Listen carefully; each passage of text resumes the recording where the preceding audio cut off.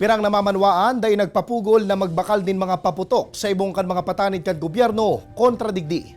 Uyan report ni Rosie Nieva.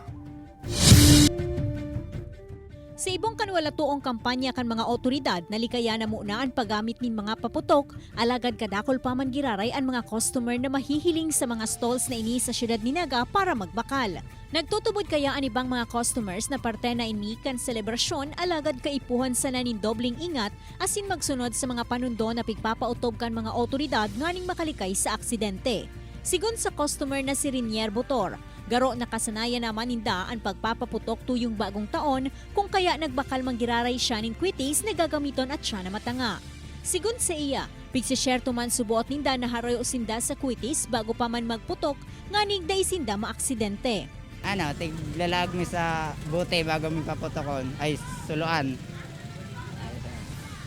Tapos marayo kaming mga 100 meters nagkayan, nga bago paputokon.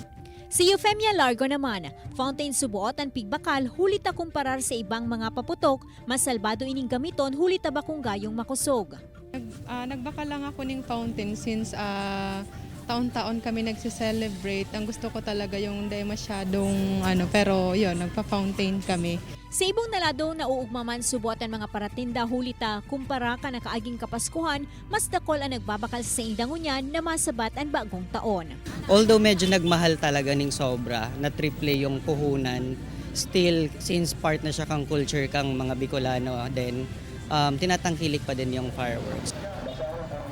Nganing masyerto ang seguridad kan publiko, nakaantabay man ang mga personahe kan BFP Naga harani sa lugar kan tindahan nin mga paputok, nganing marikas na makaresponde in kaso igwanin mairehistrong da ipiglalauman na mga insidente. Kaibanan si Carlo Abonita, Rosie Nieva, Balitang Bicolandia.